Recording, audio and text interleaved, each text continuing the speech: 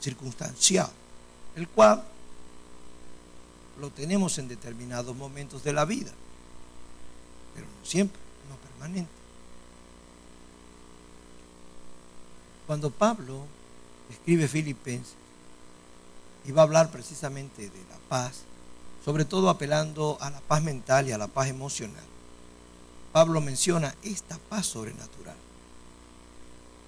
Y cuando quiere señalar que nos encontremos en momentos de dificultades, él nos habla de que ese afán que podamos tener, afán significa preocupación desmedida. Casi todo el capítulo de Filipenses o el libro de Filipenses habla de por nada estéis afanados.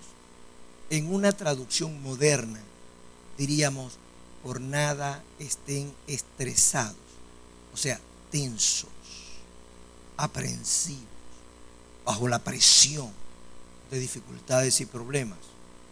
Entonces Pablo utiliza un término antiguo y dice afanados o excesivamente preocupados. Por nada estéis afanados, tensos o estresados, sino que dice lleven todo esto en oración al Señor, con oración y súplica, y agrega, y la paz de Dios, que sobrepasa todo entendimiento, guardará vuestros corazones, sentimientos. ¿Está conmigo?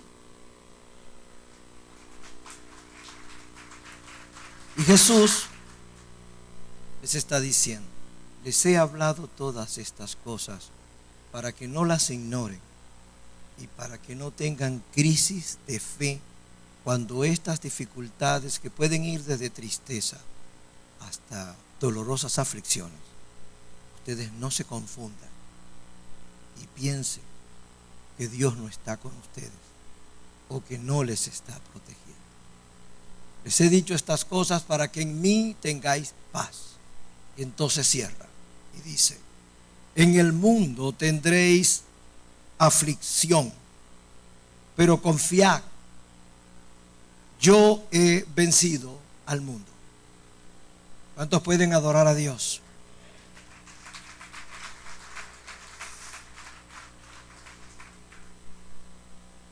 En el mundo, o sea, en el sistema de vida que rige el mundo, el orden humano de vida, que muchas veces es injusto y violento. En ese mundo, como un valle,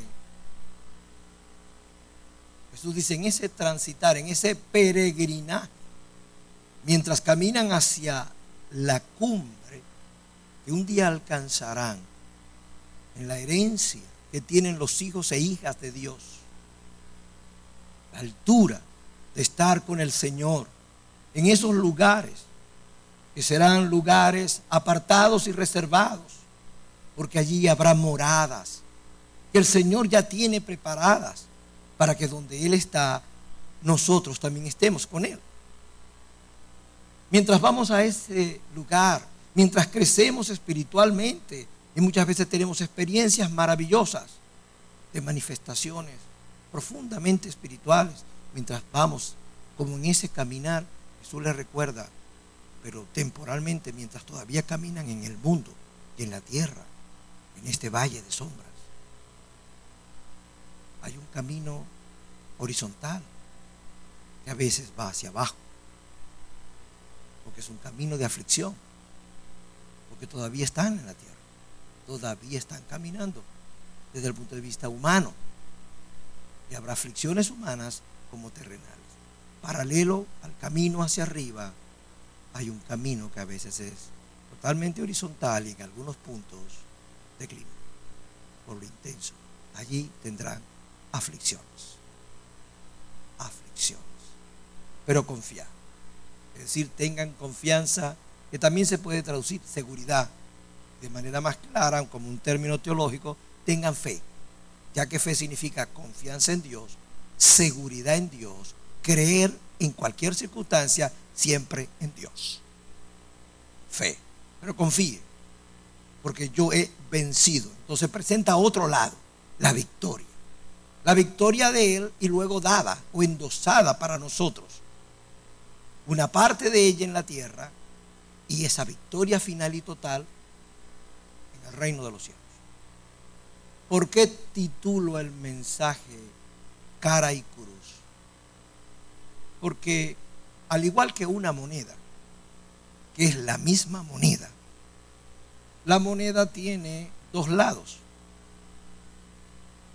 Un anverso, que se conoce más como cara, que tiene la imagen o efigie de quien en ese momento rige como autoridad, como en la época del Imperio Romano, que es el tiempo donde el Señor precisamente vivió terrenalmente y estaba dejando a los discípulos para que comenzaran a edificar la iglesia.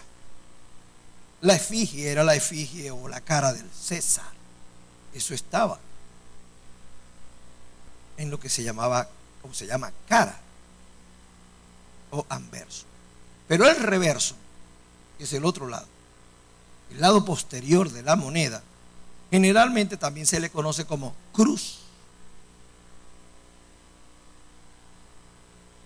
Y el lado que tiene la cruz, o que simboliza, o también se llama cruz, representa o recuerda la cruz de la aflicción y del padecimiento del Señor. Así como nuestra moneda cristiana sería la cara de nuestro Redentor y de nuestro Salvador, el rostro precioso de nuestro Señor Jesucristo, brillante como el sol. Pero el otro lado de esa moneda cristiana sería la cruz, que representa dolor, muerte y aflicción. Pero es la misma moneda, pero tiene dos lados.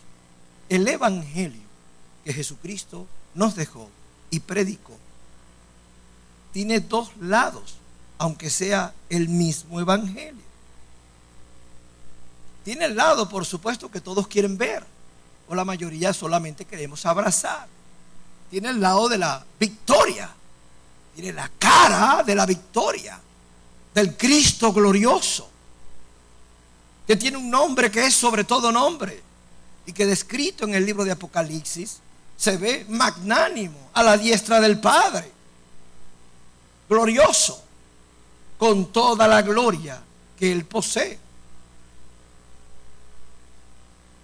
Pero el evangelio, el mismo evangelio que habla de esa victoria, tiene obviamente el lado o el reverso de las aflicciones, aún de la cruz y de la muerte de Jesús. Y usted tiene que tener el balance de conocer, y no solamente conocer y entender, aceptar esas dos realidades, dos lados de una misma verdad, no solo la mitad de aquello que me interesa y me conviene. Por eso es que algunos, cuando no tienen balance en la fe cristiana, o cuando no se predica de forma completa el evangelio, sino que por intereses se habla solo de un lado de esa verdad. Algunos cristianos solamente quieren abrazar el domingo de resurrección, la gloria de la resurrección, pero pocos quieren abrazar el viernes de dolores, el viernes de cruz. Pero es que no hay domingo de resurrección, no hay resurrección sin muerte. ¿Está conmigo?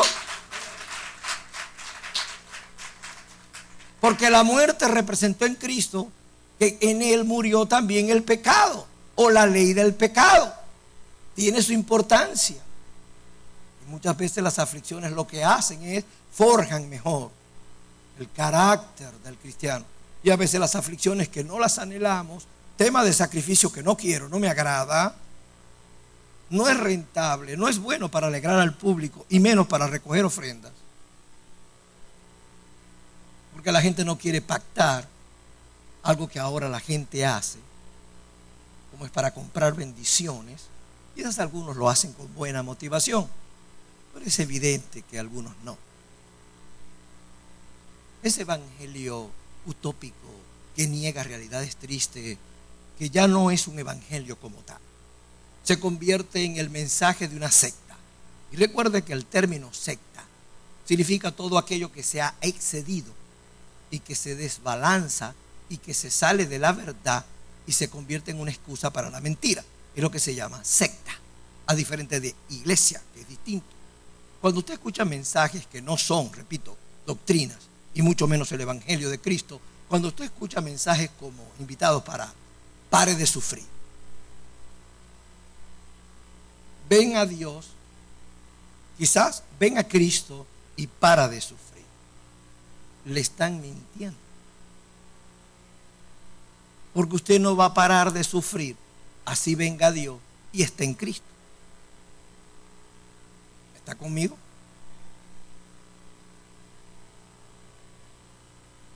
Excepto que usted se deje seducir por eso.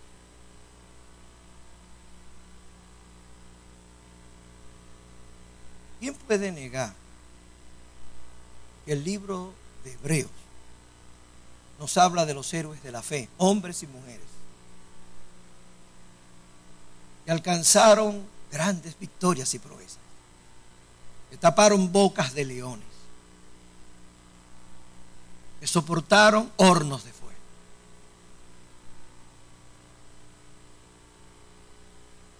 que derribaron gigantes, que podían pelear e ir hacia una batalla de miles y de miles y con solo 300 ganar y vencer? La Biblia establece héroes de la fe. Pero qué interesante que en ese capítulo 11 del libro de Hebreos narra no solamente el lado de la vida victoriosa de esos hombres o mujeres, sino que dice algunos, y los pone como héroes, fueron maltratados, atribulados. Usa una palabra interesante en Hebreos 11, aserrados, es decir, partidos en dos, es lo que quiere decir. Y luego agrega, y algunos de ellos y de ellas vieron la muerte y no pudieron ver cumplidas las promesas que Dios les había dado. Dice, mas sin embargo, recibirían una recompensa, agrega, porque esa es la otra verdad, la verdad de la victoria, que sería mayor, dice, porque supieron soportar la aflicción. Está viendo a esos héroes y está viendo a esas personas que también en fe vencieron, pero que no pudieron evitar el dolor y las aflicciones. A veces pensamos en una forma inadecuada de interpretar la fe, y permítame la palabra, a veces sin darnos cuenta prostituimos la fe. La fe no te evita las aflicciones. La fe, esa capacidad de creer en Dios y depender y esperar en Él, no es un puente que pasa por encima de las aguas turbulentas para librarte de ellas. La fe, al contrario, es un camino que transita en medio de las aflicciones y de las pruebas y te invita a que camines, a que te metas en las aguas de esos problemas solo, que ni ahí te ahogarás, ni por tempestuoso que sea ese río o ese mar, tú no te anegarás, no te ahogarás, es lo que está diciendo. Pero de que lo atraviesas, lo atraviesas. A su nombre sea la gloria.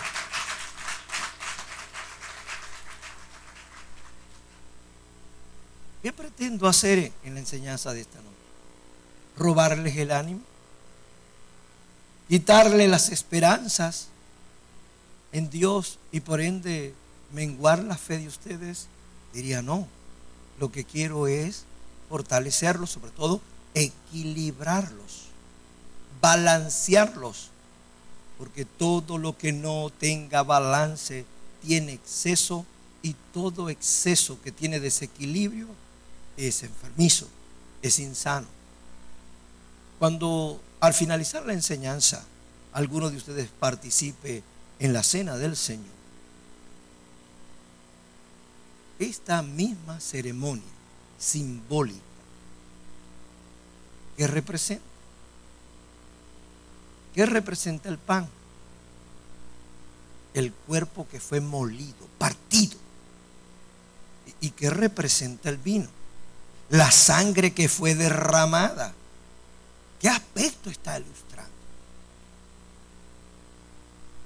La aflicción del maestro, la pasión y el dolor y la muerte del Redentor. Por eso, aunque no deja de anunciar la victoria, porque cuando usted participa de la ceremonia de la cena del Señor, tanto Jesús en el cenáculo, cuando se reunió en la última cena pascual con los discípulos, como cuando Pablo escribe en Corintios y vuelve a hablar de esta maravillosa ceremonia, ambos dijeron: hace esto en memoria, o sea, en recuerdo, en conmemoración del Señor. Pero él dice, y habla allí de su segunda venida, porque dice, hasta que Él venga. La Santa Cena nos recuerda un lado victorioso. ¿Cuál? Que Cristo resucitó y ascendió, pero también volverá de nuevo. ¿Cuántos pueden alabar a Dios? Vendrá de nuevo, su segunda venida. Y no vendrá como Mesías o Cristo a morir, sino que vendrá glorioso. Vendrá por la iglesia y vendrá a establecer su reino. Pero dice, la muerte del Señor anunciáis. Me habla de nuevo de las aflicciones. Su segunda venida, victoria, pero me habla también de la muerte. Observe que nunca se negó la dualidad. No son dos verdades, no son dos evangelios, no son dos monedas. Es el mismo evangelio, la misma verdad, la misma moneda cristiana, pero tiene dos lados. La palabra de Dios narra la vida de Elías. El profeta Elías era un hombre con una unción y con un poder de Dios sobre sí inmenso. Elías venció oposiciones y defendió a Israel con la fe en Dios de manera sobrenatural. Elías podía orar y la lluvia cesaba. Podía volver a orar y la lluvia caía. Podía orar y hacer descender fuego del cielo para que quemara un holocausto o un sacrificio ofrecido a Dios. Y más aún, cuando Elías cruza el Jordán, de acuerdo a 2 de Reyes capítulo 2, dice la Biblia que descendió del cielo un carro de fuego celestial con caballos de fuego. Y dice que en un remolino tomó vivo al profeta Elías. Y mientras lo levantaba, se iba glorificando, ascendiendo vivo y traspuesto vivo al reino de los cielos. No vio ni la muerte. ¿Está conmigo? Todos dirían, yo quiero esa unción, yo quiero ese ministerio, porque Elías está representando ese lado victorioso. Pero escuchamos la vida, el testimonio y el ministerio de un hombre que no le profetizaba a reyes, como lo hacía Elías, que murió dolorosamente decapitado por Herodes, horriblemente decapitado, preso primero, humillado, azotado y luego con un hacha decapitado. Caminaba por los desiertos, que debido a su consagración y voto, su alimentación era muy precaria, sencilla y humilde. No gustaba platos suculentos. Le fue prohibido eso en su llamado. No tenía vestiduras ni grandes trajes más suntuosos como el que tenía Elías, que incluía hasta un manto de prestancia. No, él vestía muy sencillo, con pieles, y era errante en el desierto, sin propiedades, sin bienes. No le era permitido tampoco eso. Tuvo un ministerio difícil, pero era el que le anunció a la nación de Israel que vendría y señalaría al Cordero de Dios. Tanto que cuando lo vio en el Jordán, porque estaba bautizando a otros, cuando vio a Jesús en la orilla, dijo: este es el Cordero de Dios. Porque Dios hablaba con este hombre. Era un profeta más sencillo, no era el profeta glorioso Elías, pero tenía igualmente el contacto y la comunión con Dios y podía decir: este es el Cordero de Dios que quita el pecado del mundo. Él decía: yo no soy digno ni siquiera de desatarle o atarle los cordones de sus sandalias. Era tan humilde que él podía decir: es necesario que yo mengüe ante ustedes, le decía a los judíos. A sus discípulos le decía: yo voy a menguar porque Él es quien tiene que crecer. Hablando de Jesús. ¿Está ubicado? ¿Sabe de quién estoy hablando? De Juan el Bautista.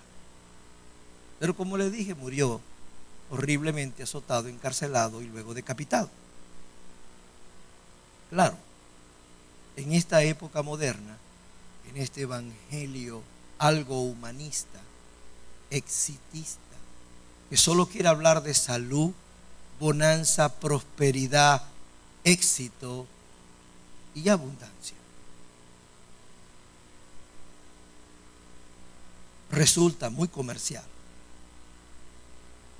Un evangelio donde yo creo que es fácil seguir ese evangelio, que habla una verdad, porque esto es lo que puede confundir. Te habla una verdad, pero no habla las cosas de las cuales Jesús nunca dejó de hablarles y decirle a sus discípulos. ¿Está conmigo? Les noto silencioso. ¿Es parte del cansancio que tienen?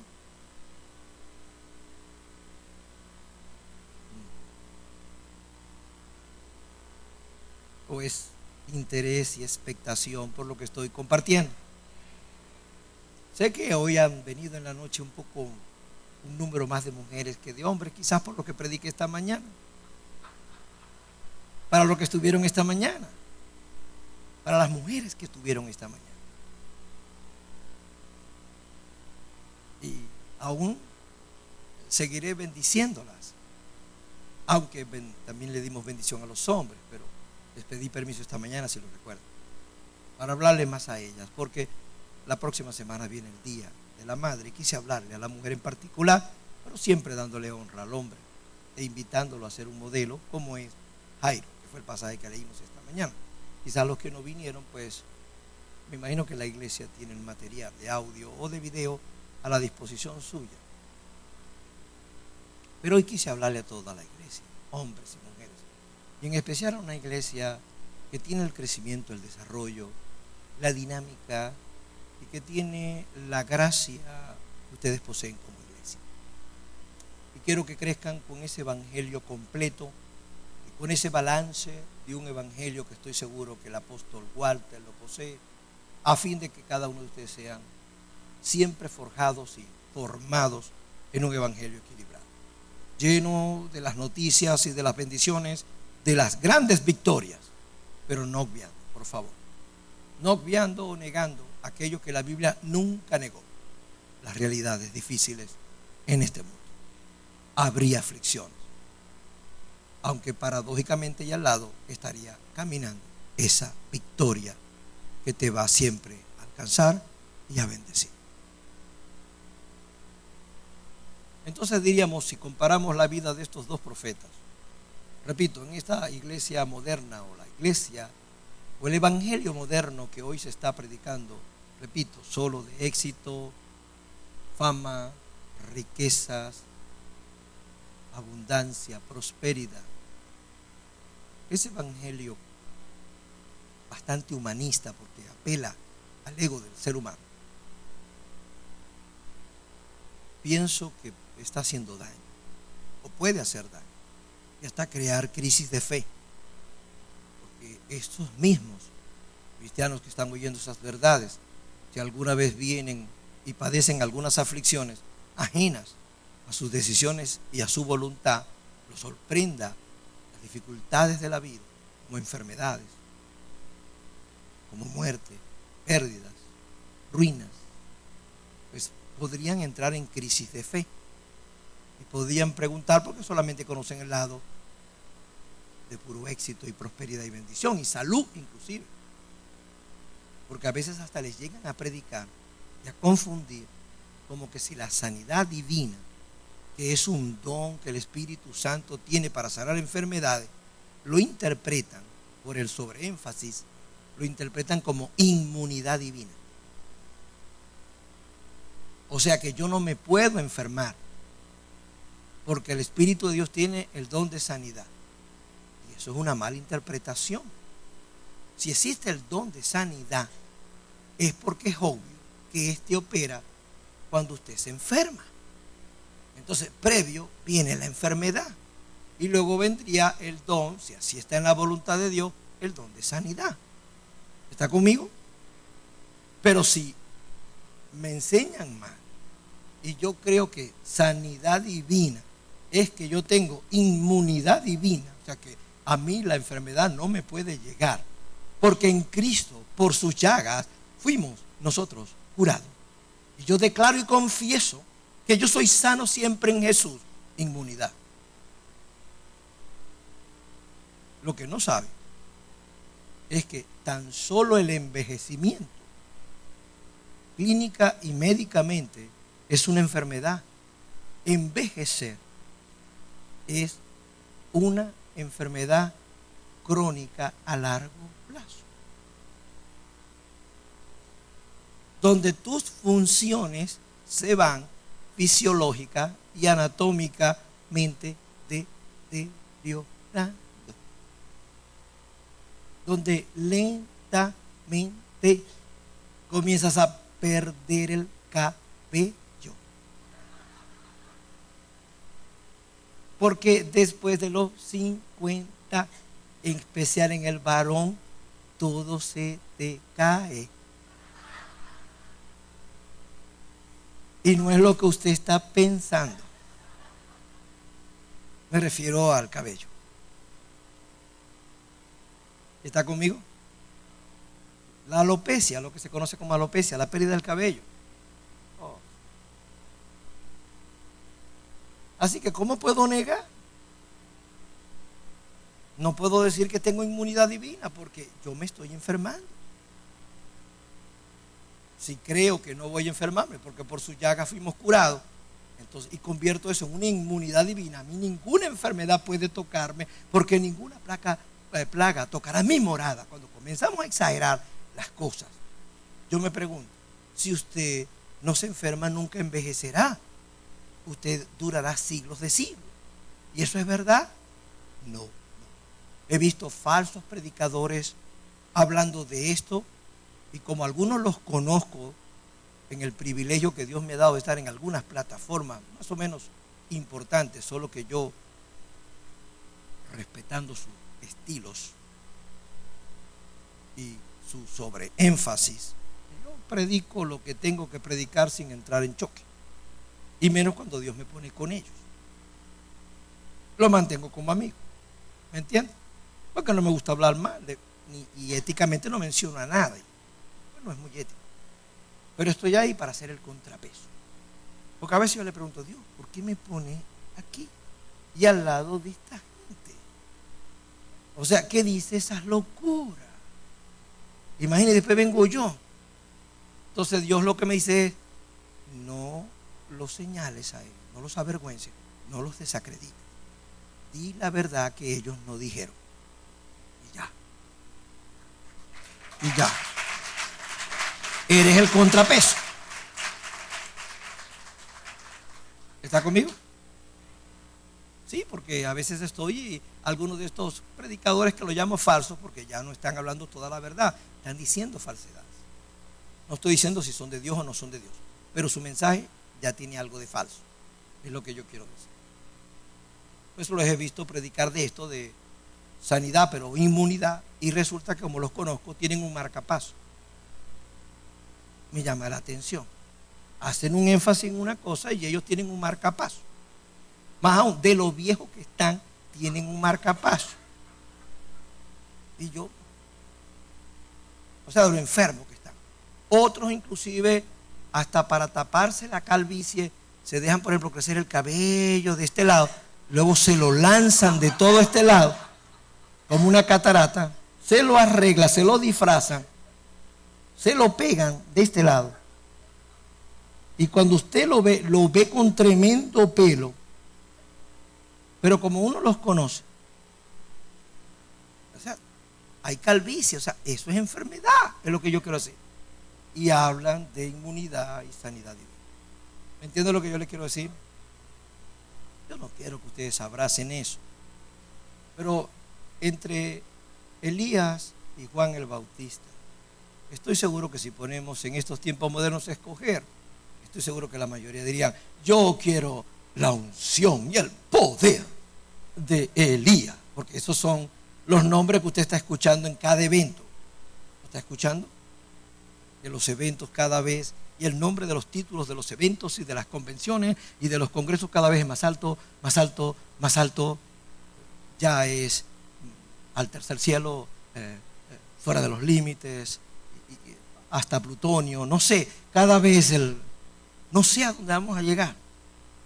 No sé si me está entendiendo, porque ya no hay tope. Y no es que no vamos a estar allá, pero todavía no, es lo que yo podría decir. Si le dijéramos a la gente en ese tipo de evento, ¿a cuál de los dos elegiría? Estoy seguro que la mayoría diría, contagiado hasta por los eslogans modernos de hoy, que solamente hablan de bienestar, estoy seguro que dirían: queremos la unción, la visión, el poder y la multiplicación de Elías. ¿Está conmigo? De Juan el Bautista, el Señor reprenda.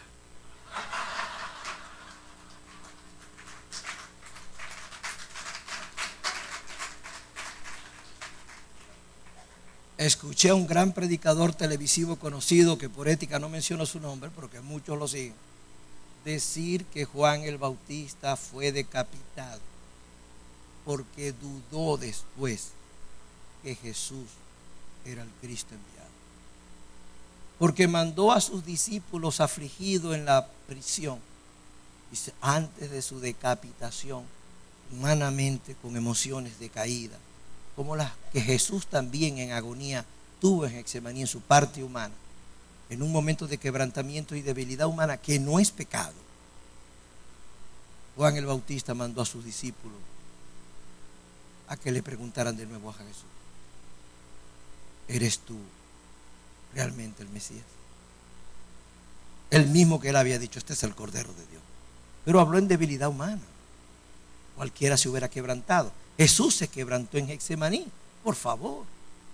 Su parte humana se quebró. Y escuché a ese predicador decir que por haber dudado y perdió la fe, Juan, como juicio y castigo de Dios, fue decapitado. Luego vino lo peor. Yo me comía los dientes, no de la rabia, sino de cómo se engañaba aquella multitud de miles y miles. Porque cuántos seguidores tienen estos predicadores cuyo evangelio no es completo. Cuánto les siguen. Y claro, porque un evangelio así, ¿quién no lo sigue? Es un evangelio populista, rentable, fácil, de pura bendición. Luego entonces llegó a decir, y aquí se veía su abuso. Era obvio para mí, tanto como médico como psicólogo, ver los trastornos de la personalidad de ese individuo. Y déjeme decirle que todo predicador o ministro que sea emocionalmente inmaduro, su espiritualidad es insana. La proyección de su mensaje es insano, porque va a proyectar sus propios trastornos. Después de decir esto, ¿saben lo que hizo? En especial a su congregación, que era la mayoría, les dio a entender que si ellos, sutil, no lo obedecían a él, no lo dijo tan de frente, pero se sobreentendía. Después que habló de que a Juan el Bautista, por no haber creído o dudado de su maestro, del Señor, le fue cortada la cabeza porque desobedeció a su Señor. Luego dijo, o dio a entender que cuidado alguno de ellos lo desobedecía a él. Claro, se sobreentendía las consecuencias. Entonces uno dice, wow, qué manipulador. Qué forma, en lugar de ser un pastor, un padre que cuida a su gente, qué diferencia hay cuando el líder más bien explota a la gente, las usa para su propio beneficio. ¿Está conmigo? Y por eso me da un poco de celo y hago apología, o sea, defensa del Evangelio, que es lo que estoy haciendo. La mayoría entonces abrazaría y escogería el ministerio de Elías. Pero qué interesante, que esa es la opinión de aquellos que buscan solo lo bueno. Pero la opinión de Jesús, en un momento determinado, cuando quiso hablar de los dos, Jesús a quien menciona no es a Elías, sino que habla es de Juan. Y vea lo que dice de Juan para aquellos que todavía quieren escoger a Elías. Jesús dice de Juan el Bautista, no ha nacido hombre de mujer aquí en la tierra, ni habrá alguien más grande desde el punto de vista humano. Eso es lo que quiso decir. Se excluía a él porque él era humano, pero al mismo tiempo moraba Dios en él, tenía toda la plenitud de la deidad. Está hablando de lo humano, por eso señala, no ha nacido en la tierra hombre de mujer, o sea, humano, que sea más grande que Juan el Bautista. Para Jesús, por la aflicción que tuvo que soportar sin perder a la larga, a la final, la fe, aunque humanamente hubo un trance de debilidad, pero mientras mantuvo la aflicción y por ende la soportó hasta que murió, porque la fe no lo salvó de la muerte, pero sí le brindó la corona. Jesús lo coronó antes de que muriera. No hay hombre más grande, ni habrá, que Juan el Bautista.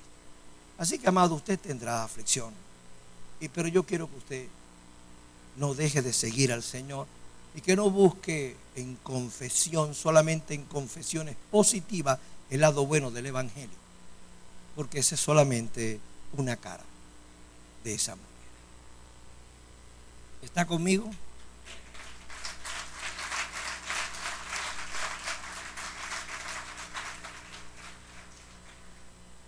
¿Sabe usted lo que Jesús padeció y sufrió? En Getsemaní tenía agonía, dice Lucas 22, verso 44. La palabra que usa agonía indica en el original griego que estaba en pánico. Su parte humana, recuerda. Dice médicamente Lucas, porque Lucas era médico, que su sudor era como gruesas gotas de sangre. Lo que está hablando es de un fenómeno clínico llamado hematohidrosis. Es cuando una persona en extrema ansiedad, en excesiva angustia, su respiración disminuye a un nivel que el corazón sufre un gasto cardíaco inmenso,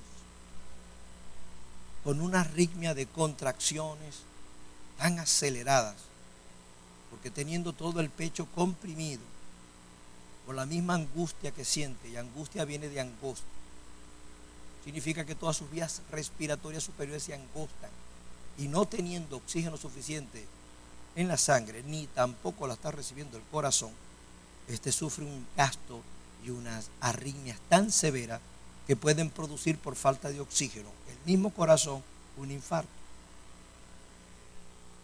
Cuando una persona está en esa condición y en ese estado, es necesario que derrame sangre. Eso se usa hasta médicamente en quirófano. Hay que extraerle parte de la sangre, porque la presión arterial es tan alta que o le da una ACV cerebral, es decir, se dilatan de la presión las venas, una isquemia cerebral, revientan las arterias cerebrales, por supuesto, cae en coma y al poco tiempo se muere, o se le revienta el corazón. Es más fácil para salvarle la vida, y esto lo hace hasta el propio organismo si se ve necesario, que revienta los capilares más pequeños que el cuerpo tiene, a fin de derramar sangre y bajar la presión sanguínea y disminuir el gasto cardíaco y prevenir el infarto casi instantáneo. ¿Está conmigo? Los vasos capilares más pequeños se encuentran precisamente en la piel, es decir, los capilares cutáneos, la circulación cutánea, esos pequeños vasos que están en la piel, y que tiene allí esos capilares bien pequeñitos. ¿Y sabe curiosamente dónde están esos capilares colocados dentro de la piel? Debajo de las glándulas sudoríparas. Cuando estos revientan, para bajar la presión sanguínea, claro, la sangre se mezcla con el sudor, hematohidrosis, un fenómeno realmente psicosomático. Y su sudor eran como gruesas gotas. Así sería su angustia, ansiedad y desesperación de pánico que el cuerpo sufrió el impacto para desahogar y salvarlo en Getsemaní, porque casi se muere de un infarto en Getsemaní y todavía no había padecido tanto como cuando vienen y lo arrestan. Marcos 15 narra, dice que Herodes mandó azotarlo antes de crucificarlo. El azote, que en el tiempo romano se utilizaba para azotar al maestro, y lo digo muy propicio para los que luego participen en esto, valore más esto. Pero le tengo que hablar es de la aflicción, la pasión del maestro, pasión, del latín padecere, que significa padecer, extremo dolor. Cada vez que usted busque en cualquier diccionario, como el de la Real Academia Española, o usted busque un diccionario bíblico, cuando aparece la palabra pasión, que también se traduce como dolor, la pasión de Cristo siempre aparece con P mayúscula. ¿Sabe por qué? Porque hasta secularmente, no la iglesia, el mundo reconoce que la persona más politraumada que ha sufrido es el Señor Jesús. Y la pasión o el dolor de él se lo ponen con P mayúscula, porque ni usted ni yo hemos padecido lo que él padeció. Y por eso Jesús constantemente le decía a los discípulos, a vosotros también les perseguirán, porque a mí me han perseguido. Y le decía siempre la dualidad. Si padecen juntamente con él, decía Pablo, juntamente con él seremos glorificados. ¿Está conmigo? Job, que sufrió aflicción, aunque era justo y más santo que usted y yo. Decía Job, aceptaremos de Dios solo el bien y no aceptaremos o recibiremos el mal que pueda sobrevenir. Tenía balance, tenía equilibrio. Es verdad que luego Dios le devolvió el doble, pero por favor no me olvide la historia, cuando lo perdió todo. Cuando lo perdió todo. Es como la historia de José. Los que predican este evangelio exitista solamente mencionan a José en palacio, al lado de Faraón, pero ninguno predica de José en la cisterna o en el pozo, ni en la prisión. ¿Está conmigo? Solamente quieren mencionar la gloria y olvidan la historia. Y lo que quiero es balance, porque si no usted va a ser realmente desenfocado. La misma confesión positiva que usted mantiene completamente, por favor, eso no le va a ahorrar a usted de las dificultades que pueda tener la vida humana. Excepto que usted crea, así como confundió la sanidad divina con inmunidad divina, puede confundir la confesión positiva con algo que no es bíblico, más aún ni es tampoco espiritual. Usted lo confunda con la confesión creativa. O sea que lo que yo digo se crea, porque usted deja de ser criatura y se convierte en creador. Más blasfemo que eso no hay. Porque esa fue la gran mentira que el diablo le dijo a Adán y a Eva.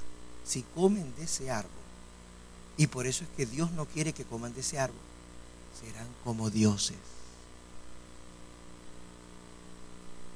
Cuidado con la confesión positiva.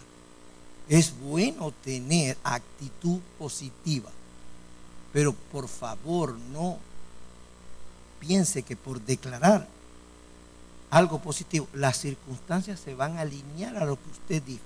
El único que tiene autoridad para con su palabra decir hágase la luz, y se hacía la luz, el único que tiene ese tipo de autoridad para crear es el creador de todas las cosas, no nosotros. Se lo digo con toda seriedad. Pueden mantener el recordatorio, la memoria, y puede en fe reforzar su lucha declarando la palabra, pero por favor su declaración no anula ciertas realidades. Por eso es que cuando usted inclusive ore, ayude, consuele o asista a alguien, creyente o no, mida bien lo que está hablando, porque usted puede hablar un logo general de lo que Dios dice en su palabra. Por ejemplo, Dios es todopoderoso, y por ende uno de los títulos que Dios tenía era Jehová Rafa, que en hebreo significa Dios es mi sanador. Pero la pregunta es clara: ¿sana a Dios a todos?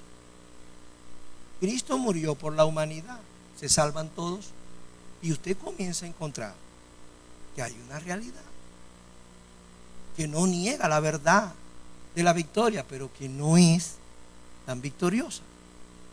Si usted le da una falsa expectativa a alguien y le dice, ese hijo no se va a morir, no se preocupe, ya lloré por él y en el nombre de Jesús, usted lo declara, porque usted lo que le declaró fue un logo. Nunca Dios le dio un rema, nunca se lo dijo específico. ¿Está conmigo? Usted puede dejar una tremenda confusión en esa persona. Se le muere el hijo y yo no sé qué respuesta usted le va a dar. Claro, si le preguntamos a estos predicadores, van a tener una respuesta cruel. Van a decir, yo declaré, oré, ungí y la vida se impartió. Pero como no tuvo fe, wow, ya no es mi culpa. Como no tuvo fe, el milagro se perdió. ¿Está conmigo? Qué crueldad. La persona tiene que sufrir el engaño, la pérdida, y ahora tiene que arrastrar hasta la culpa. ¿No le parece triste? Entonces vamos a bendecir, vamos a consolar, pero siempre con el cuidado y con el equilibrio. Repito, no estoy predicando algo que saque amén, ni hace que la gente venga y lance dinero aquí a mis pies. Estoy consciente, se los dije, voy a hablar de un tema que a la gente no le gusta, que se llama sacrificio, aflicciones, pero es necesario.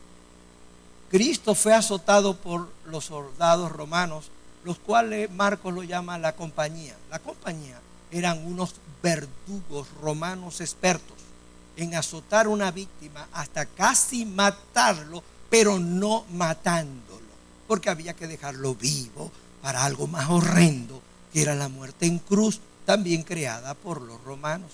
Lo azotaban con un látigo conocido en latín como flagrum, también conocido como garra de gato, uña de gato. ¿Por qué? Porque las tiras de cuero que tenía el flagrum al final le anudaban piezas metálicas en forma de uña. La intención era que el látigo, cuando llegaba, se clavaban todas esas uñas metálicas. Al retirar el látigo, la idea es que se trajera piel o parte de los músculos. En este sentido, Jesús fue azotado con un flagrum. Y estos crueles verdugos, que a veces usaban hasta 3, porque se cansaban tanto y duro de dar que le tenía que dar el látigo a otro. Y en ese sentido, Jesús fue azotado con la técnica romana, que era 40 menos 1. Es decir, cuando se está contando los latigazos, si el verdugo se equivoca en el número y no recuerda por qué número iba, entonces tiene que regresar otra vez. Es decir, si le dio 40, 39, 38 y va bajando y se le olvida y se equivoca, el 40 menos 1 es 40, 39. Tiene que volver a empezar. Me pregunto, ¿se habrán equivocado intencionalmente? Me imagino que varias veces. ¿Sabe qué palabra usa Marcos Marco dice, y habiéndole escarnecido. Porque lógico, el flagrum le arrancaba la piel y parte de los músculos de la espalda. ¿Está conmigo? ¿Se puede imaginar la hemorragia de sangre? La pérdida de sangre.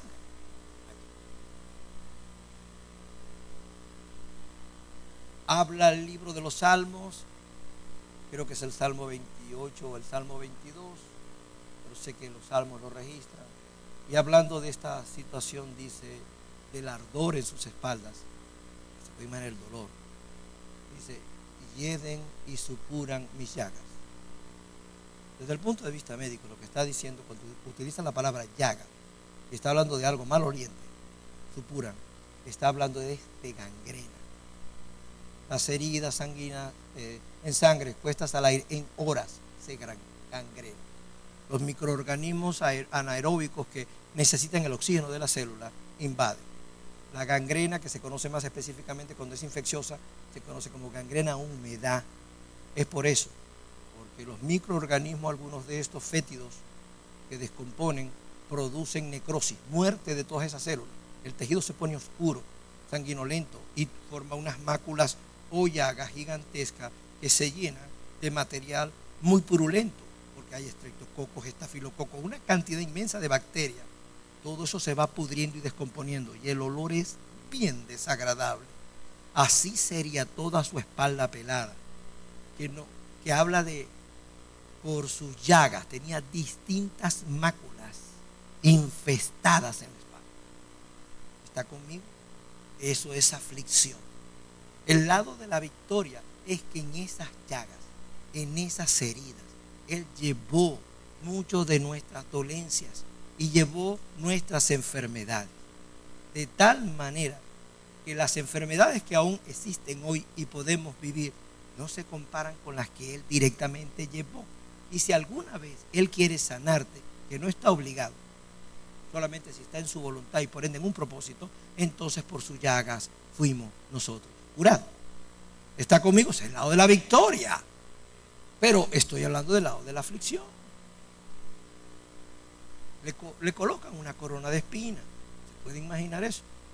Para tejer del árbol de espinos, que tenía unas espinas hasta de 2 pulgadas o más, lo hacían con 2 cañas. No se podía tocar con la mano, porque una sola espina le podía traspasar la mano.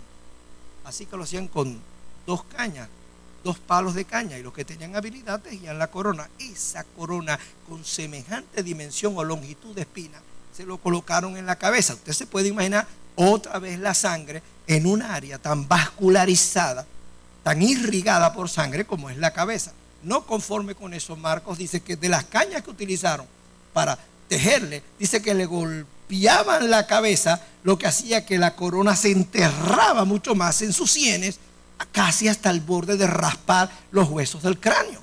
¿Se puede usted imaginar la cantidad de sangre que está perdiendo todavía? Lo golpeaban con los puños en la cara y lo inflamaron, le dejaron un edema. Más aún, la Biblia dice que le mesaban la barba. En el mismo Marcos, por favor, cuando llegue a su casa otro día, con calma. Bueno, llega hoy, pero lo lee otro día. Porque si no llega hoy, o no llego yo hoy a mi casa, imagínense. Pero cuando tenga tiempo, estudie Marcos 15 en adelante, como también los otros evangelios sinópticos sobre esto. Porque eso lo que le va es a fortalecer la fe. En serio, se la va a fortalecer. Yo amo cada vez más a Jesús cuando descubro muy bien lo que Él padeció y sufrió. Lo valoro más.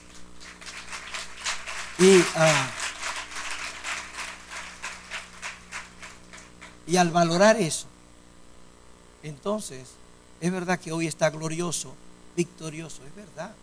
Pero cuando recuerdo eso, que por cierto hace esto en memoria de mí, hay que recordar esas cosas.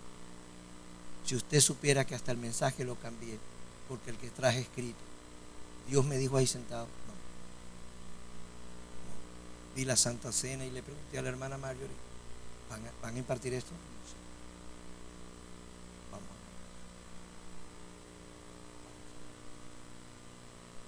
Por eso es que usted me ve aquí, no estoy revisando el bosqueo. ¿Se ha dado cuenta de eso? Estoy haciendo uso de algo que ya lo estoy perdiendo. Es la memoria, recuerda.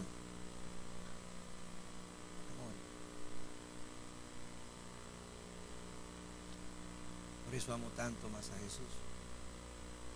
Ahora entiendo por qué padeció.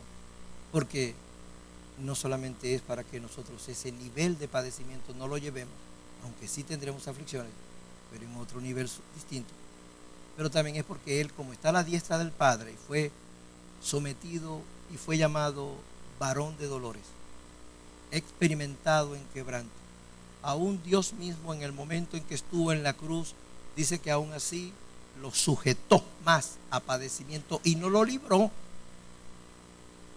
Ahora yo sé que Él está a la diestra del Padre glorificado, maravilloso Cristo de gloria, pero como ya vivió esto y lo entiende y lo vio y lo vivió en carne viva, Él sabe interceder al Padre con propiedad, porque si me ve con agonía, Él vivió agonía. Si me ve en angustia, Él vivió la angustia. Si me ve en soledad, Él vivió soledad. Si vivimos en enfermedad o estamos cercanos a la muerte, Él vivió todo eso y puede interceder con propiedad al Padre para que nos ayude a través del Espíritu Santo. ¿Cuántos pueden alabar al Señor?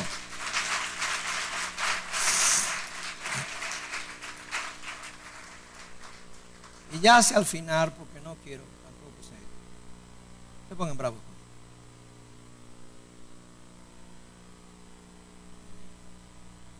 Jesús, dice la palabra de Dios, que le jalaban o le mesaban la barba. Si le arrancaban la barba en vivo, es obvio que se le trajeron la piel de la cara o parte de ella, más todos los demás. Cuando Isaías 53 habla de esa realidad, dice, profetizando de cuál sería el estado de su cara, dice, le veremos sin parecer humano, sin hermosura.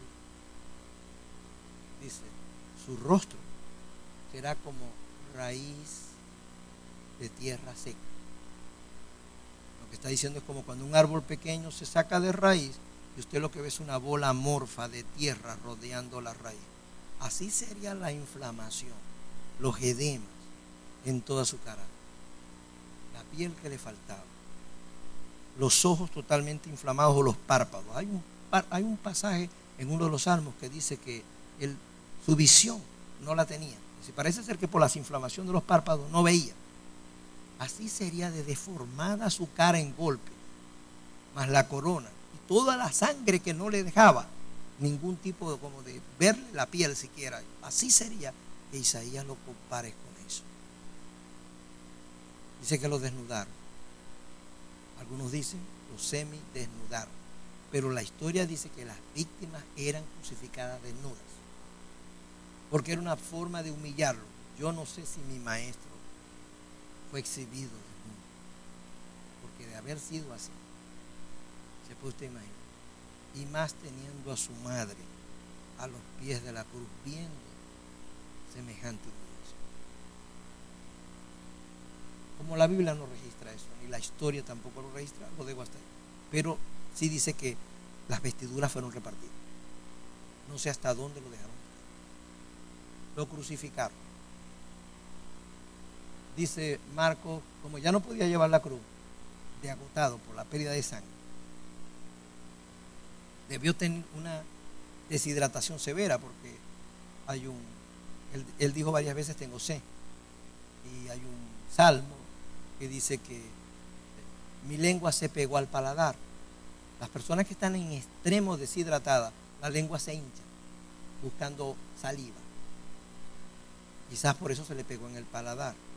Interesante, no lo quiero pasar por alto como médico, es que dice en el momento que cuando estaba en la cruz le dieron a beber vino mezclado con mirra, y la Biblia dice que él no lo quiso tomar.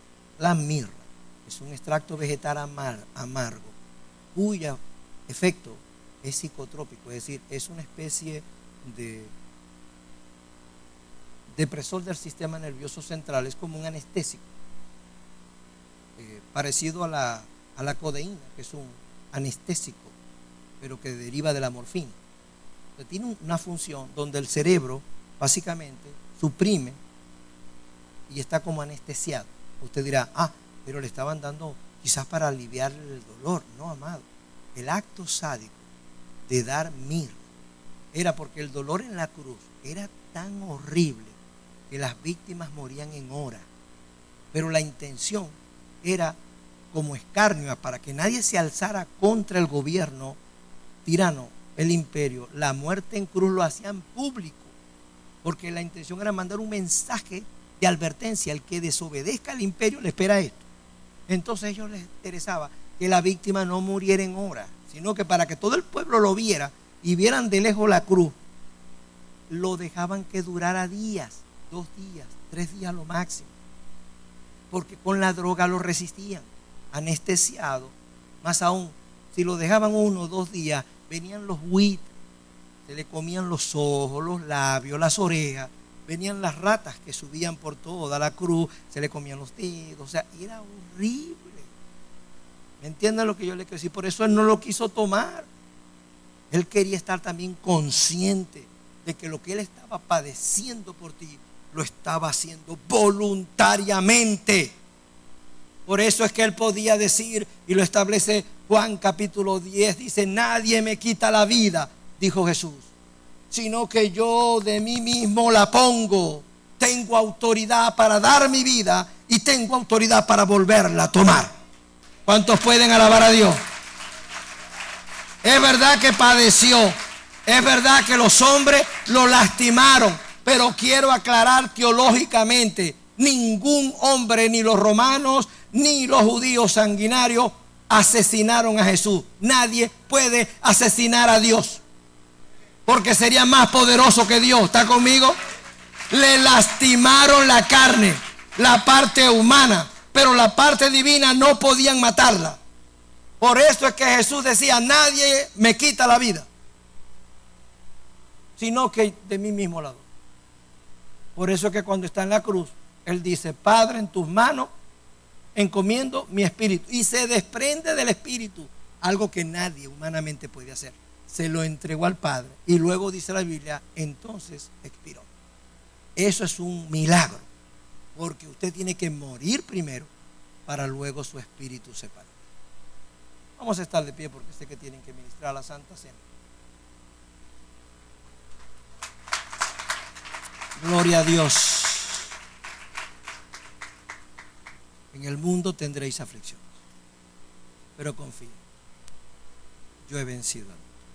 Oren. Padre eterno,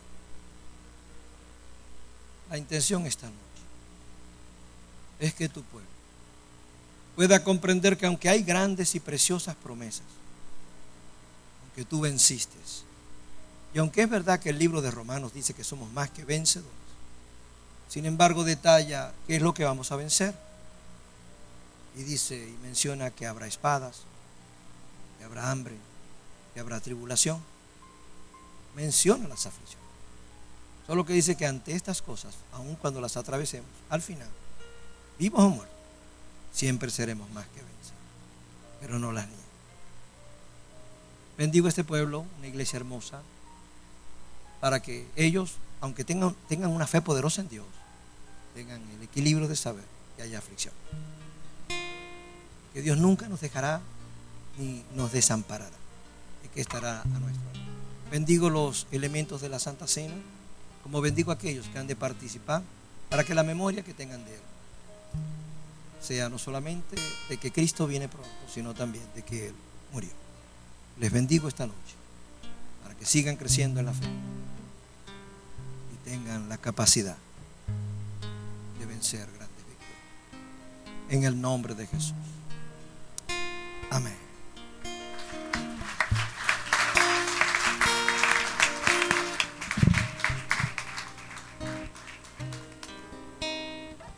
Gloria a Dios. Te invito en este momento que cierres tus ojos. Demos un minuto de reverencia a esta hermosa palabra que el Señor ha traído. por su Hijo, por su siervo. Palabra verdadera, palabra que nos muestra la verdad de lo que tú padeciste en esa cruz por nosotros. Ese es el verdadero amor. Por eso lo dice en 1 Corintios 13, le dice el apóstol Pablo al pueblo de Corintios, el amor. Por eso es el primero del fruto del Espíritu, el amor. Ese amor tuyo, Señor, por nosotros. Gracias. Gracias, Señor, porque somos bendecidos de poder venir y poder estar compartiendo esta cena. Solamente por tu amor. Gracias por esta ceremonia. Gracias por tu cruz. Gracias por la tumba que está vacía. Gracias porque después viniste